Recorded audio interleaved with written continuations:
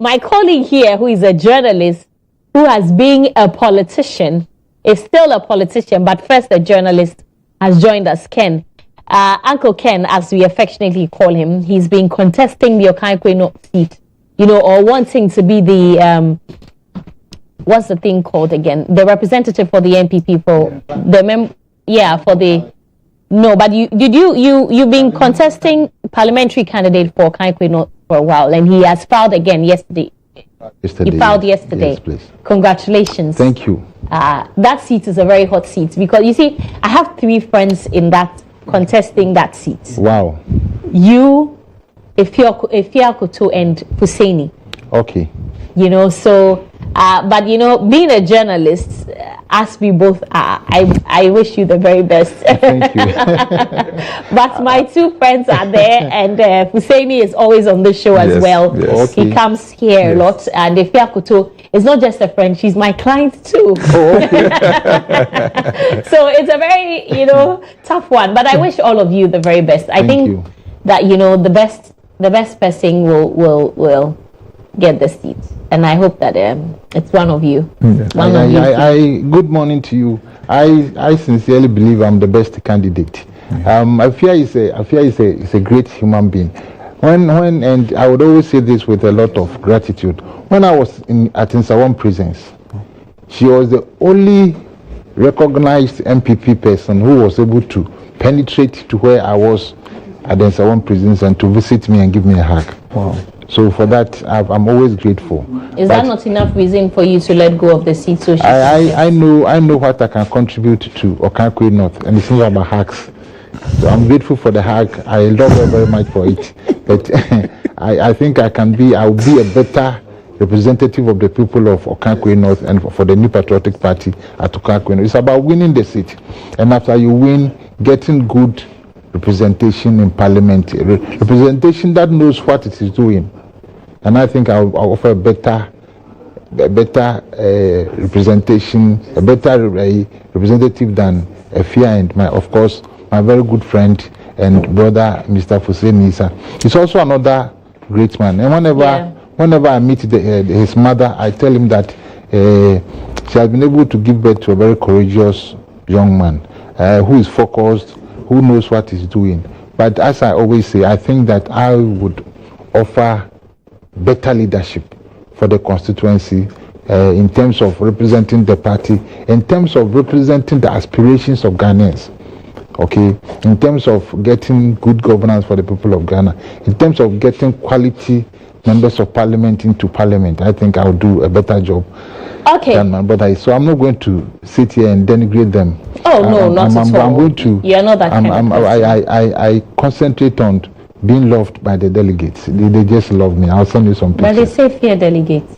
You can never, as you said, they're very beautiful. I can never really see into your mind. The best I can do is to do my best to show the outward representation of what is inside me, and I hope I can convince people to that means. So I'm doing my best, helping people. We've been doing that for 10 years. It's not easy. The little, I'm not going to mention solely, but the little that we get, it goes there. It to the delegates. The little that we get, we share. We've been doing that for years. You help in all manner of ways, and now they have a better, more improved, better educated candidate. I think they would appreciate it and do the needful. All right. All the best to you, Ken. Thank you. And my boss here, Ibrahim Al Hassan, he is the producer for GHToday, and he is also our man in Parliament for the EIB network, and he's also the organizing secretary of the Parliamentary Press Corps. So those of you who I need to always say this: don't call me for an interview on the morning show. I don't handle that. It is, in fact, not within my powers. I just come and sit here and say what I'm told to say. So if you want to come on the show, talk to IB. So we'll find his number after the show, and then you can call him. Anyway, IB, you're welcome. It's good to see you. It's been a while. It's been a while. Yeah, it's good to be back. So a lot of things have happened this week, especially. And I want us to start from Cecilia Dapa, because last night I watched Good Evening Ghana. It was Ivy, did you watch it? Snippets of it. Snippets of it. Hey, Ken, Who was there? Nobody. Oh. It was an editorial. And it was hot. Yeah, by Paul. Well, anyway, it's good that you didn't watch it. Yeah. It's good that you didn't watch it. But but I thought when we were talking about Okanko enough, you left out Dokuya. Oh yes. Thank you very much. Well, no wonder you're the producer of the show. So in Okaikwe North, which is not part of our topics, but I'll just chip it in quickly because of Uncle Ken. There are about 5 people now contesting the seat. There are 6. There are 6. Okay, you said there's another young man. There's a very presentable young man called Kofi Nyakon. Kofi Nyakon. Who is also contesting the seat. Very presentable young man. And then there's Dokuya. There's myself, there's Mr. Hussein Issa. There's another very nice, presentable young man to call Prince. Okay. I think Prince Watson also, very fine young man. Okay, so there's 6 of you. There are 6 now. 6 of you. Nominations closed yesterday. I think as at yesterday, those were the people who had filed. Okay, now Dokuya is a member of parliament for what's the Ekuapem North? Yes, please. And she wants to contest Okaikwe North. Yes, please. I mean, you are a lawyer. Yes, please. How does it work? Because she's still the incumbent member of parliament for Ekuapem North. When I was addressing the vetting committee yesterday, my main issue with the implementation and making sure we obey the Constitution, 1992 Constitution, the Constitution of the New Patriotic Party, and of course the rules and regulations that have been formulated by the New Patriotic Party for the conduct of this particular process we are all about to undergo. I think that if you read the 1992 Constitution, there are positions on who can become a member of parliament. It is clear. If you look at the MPP Constitution itself, it also provides for those things. And if you look at the rules and regulations, it talks about who qualifies to contest in each particular constituency. It is necessary that once we put ourselves forward to become aspirants or candidates of the New Patriotic Party, in the process of vetting, the party itself vets itself. Because I'm saying this thing because of Jachi Kwesen. Okay, because the Jachi Kwesen example is clear that if you do not go through the proper processes, you can run into major problems down the line. So I hope that the party itself, the party would give the necessary strength to the institutions that are set up to conduct this internal process and make sure that the names that get onto the ticket are the proper names that get onto the ticket. The options that we give to the delegates to work on are the proper options at the end of the day. Excuse me to say, very sad to say, in my very humble opinion, do not think that Dokuya is eligible to contest in Okaikwe North. Is this something that you want to take up legally? Because I know that you like to test the law. Yeah. Oh, I love testing the law. I love testing. I think one hopes that she would do the needful and pull herself out of the process. But if she doesn't, if she doesn't, we will go to the full recourse of the law. I am interested in knowing how this pans out. I think it will be good for our democracy as well. The process must meet the test of the law if necessary, and it will be done. Right. That one I'm not going to play with it. Please, we like to see these things. Anyway, Ivy, can we move on? Yes, we can. Okay. All right. So, speaking of Cecilia Dapa, a lot of things have happened. From the amount of money that was initially reported stolen, for which she came out and resigned, even before she came to say that, look, this is not how much money I reported stolen, as we are being told by the prosecution. That has been in the news. We haven't had enough of it yet. The OSP decides to go search her residence. In fact, he has about 3 houses, I'm told. There's one in Cantonments, one in Abelempe, one in Tesano. Yes. And then $590,000 in cash was discovered, plus 2.7 million cedis in cash, also found in her residence.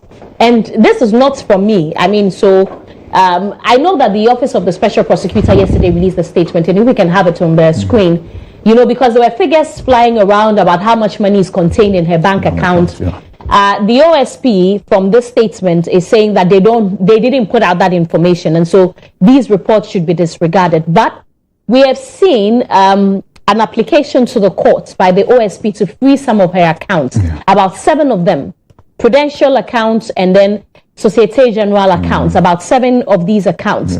We don't know how much money is contained in these accounts that the OSP is trying to freeze.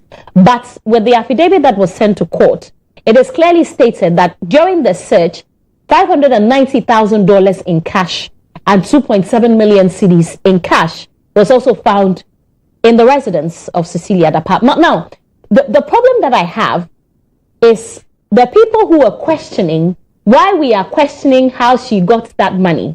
You know, that's one part of it. But the other part of it also, you know, I've been following conversations, and I'll start with you on this one, Ken. Some people think that this is not information that should have been made public by the OSP especially, you know, because of the you are innocent until proven guilty, which we all know. But what's your take on it? If you look at, I think the Criminal and Other Procedure Act 30, it gives the right to officers of the law, the police as it were, to go to court to seek warrants for searching residences. And before the court will give you that warrant, the court would expect of you, the officer seeking the warrant, a certain prima facie amount of evidence that would suggest that we came to Ibrahim's, or we suspect that Ibrahim has in his possession or in his house this particular property, be it money, television, whatever property, houses, and that we believe that this property that is in the possession of Ibrahim was procured by crime. And this is the evidence. If you look at the Narcotic Control Act, it gives the court the authority after trial to make necessary orders that any property that is connected with the commission of crime, this narcotic trade, should be restituted to the state. If what you have just told me with regard to the affidavit, that is so-called affidavit that has been sent by the special prosecutor to court, does not talk anything about that, does not provide anything about prima facie. As post facto, the fact that we have discovered money on Ken Kranchi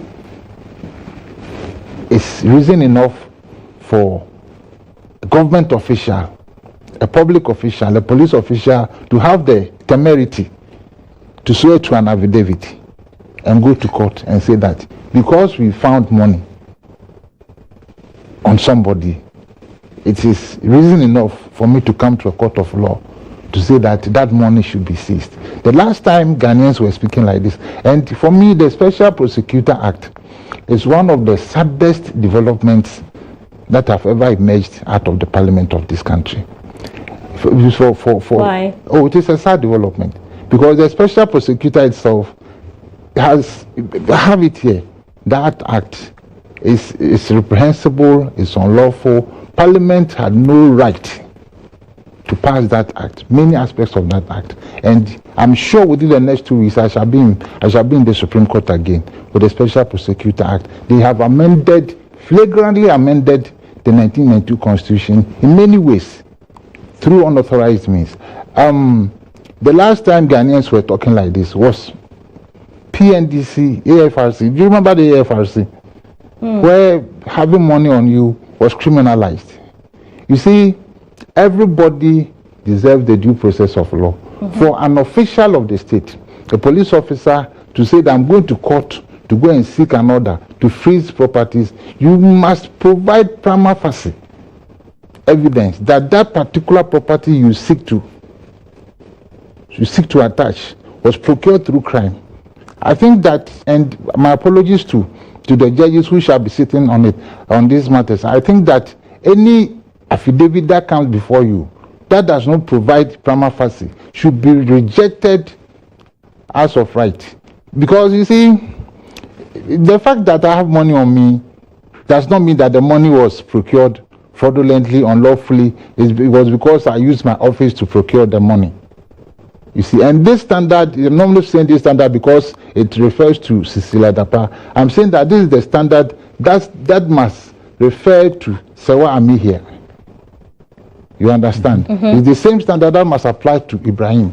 Well, you know, and I want to read portions of Yes, the affidavit please do. here Yes, for please you. do. So, point 9.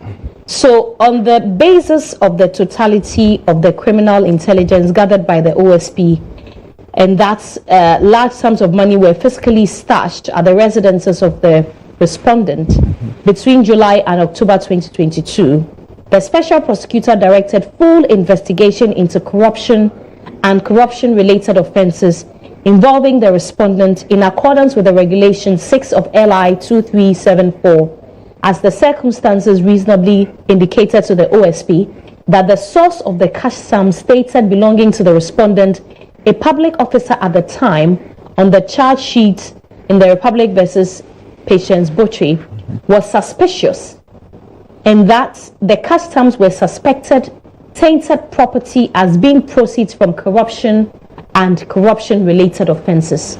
Is this not prima Who facie? signed the affidavit? What is the name of the person? Who signed it? So that there's the deponent. The deponent. Who is the deponent? She works at the office of the special they go to prosecutor. the first- Ekwiedia. I think she may be a lawyer. It's a sad development. Yeah, she is a lawyer, but she says she has the authority of the special You don't prosecutor. go to court with opinions. Is this an opinion? The point 9 that I read, is an opinion. that full investigations were A full conducted. investigation. Yes, what she has. You read it again. It's an opinion. You don't go to court. You depose to facts. Okay? You don't depose to opinions. Tainted property. What is tainted property? And it's one of the things I'm looking at when I'll be going to court. What is tainted? You see, you cannot charge a person in Ghana with a charge that is not clearly defined. That does not lead to a special type of punishment. It must be clearly defined, and it must lead to an identifiable punishment. If you say that somebody is dealing in tainted property, where is the charge? I've looked at, you see, when they talk about corruption and corruption-related activities, and I think Section 79 of the Special Prosecutor Act, they are talking about dishonestly receiving yes. those acts. They've grouped them about 6 or 7 sections of Act 27, Act 29. They've grouped all those things, and then they've termed it corruption and corruption-related activities. Okay, but that is not a charge. So if the 9 that you have read there, then that you have read, is clearly an opinion of Miss Adia or Mrs. Adia, whoever she is. And if she's a lawyer, she should know that lawyers do not depose to opinions in affidavits. If you suspect that Madam Dapa took the money wrongfully, you must, or has the money in the possession out of the process of corruption, you must depose evidence that on such and such a date, Madam Dapa received such and such an amount and went and put it in her house. Okay? You do not come and say that because I saw $1 million with Sewa Ami here, it is my opinion, and you walk on opinion into a court of law, thrown out of court. Yeah, but the investigations are being conducted, and they say that they want conclude the investigation. They don't want a concealment of the cash. Conclude the investigation. Finish with the investigation. Get your feet on some facts before you go into a court. The last time you had public officers behaving in the way that this person and people in the special prosecutor office are behaving was under Rawlings, when they were shooting the champion and co. When having money on you was criminalized. And I'm not, as I keep on saying, I'm not making this point because of Cecilia Dapa. I'm saying that if they bring this type of standard against Sewa Ami, I will cry. I would offer my service to you pro bono. Okay? So this type of thing that we are sitting on television this morning and attacking people and the reputations of people because they have money, we should encourage our public systems to rise to a higher standard. That is, find the evidence first. At least provide prima facie, then go to court. And these provisions, they don't only refer to, they are not only in the Special Prosecutor Act. There's the FIC. FIC, Financial Intelligence Center, yeah. they also have similar provisions. Iyoko also have similar provisions. And I've been wondering what the lawyers in this country have been doing all this while. I met a young man in court one day. He had 500,000 cedis on him. 500,000 Ghana cedis on him. He had bought a vehicle with the money. And the money was being transferred out of an account that was 16 million Ghana cedis in that bank. And transferred to this young man who had 500,000 Ghana cedis in the same bank. When he did the transfer, the bank flagged that money, informed the FIC, and then the money was seized. And that whole transaction, I think over 2-3 years, that whole transaction has been stopped. And that young man's money is locked up in the system. The 16 million, the person who transferred the 16 million cedis, his account is there. Where did he get the money? How do you come and ask me that? You're not supposed to. Well, but no, you but don't think you should establish the prima facie. We are creating lazy politicians, lazy policemen in this country. The fact that I have money is enough for somebody to actually be brave enough to swear an affidavit and take to a court of law. You should find evidence. Don't you watch it on television? You don't see the FBI people following people and doing interviews and. But didn't you, from the thing that I read, the affidavit, the special prosecutor said that investigations were conducted. But conclude the investigation. There is no finish with the investigation. Conclude the investigation. What investigations are ongoing? Conclude the investigation. Establish prima facie. Act 30 was promulgated under Kwame Nkrumah. How many years ago was Kwame Nkrumah? Kwame Nkrumah. Act 30 warrants. They were promulgated 60 years ago under Kwame Nkrumah. If Nkrumah knew about prima facie, we come into constitutional Ghana 2023, we don't know about prima facie. It's a sad development. It shows that our law is going back into the 18th century. It's not going forward.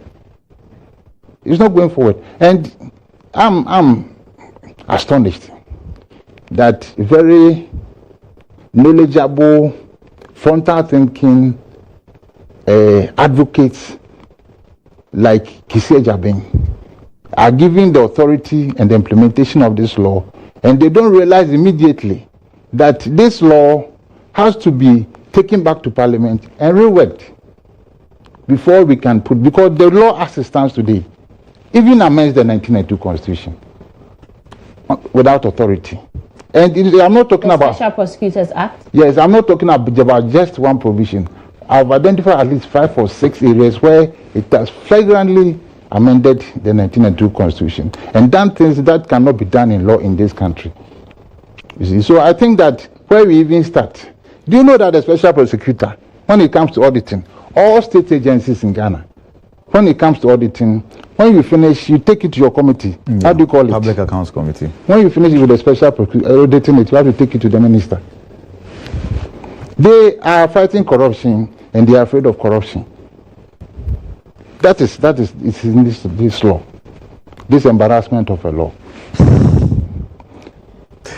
Okay. Well, there are some lawyers who are watching who don't entirely agree with you. I want to actually get a proper understanding of what Justice Remsai has sent a message, and I want him to explain further. So I'll read it to our viewers, and then we will see, find a balance, because I'm also as confused as a lot of people, I'm sure. But I am not a lawyer, and so I don't know. But Ibrahim. Well, so let me touch a bit on some of the submissions of my uncle here.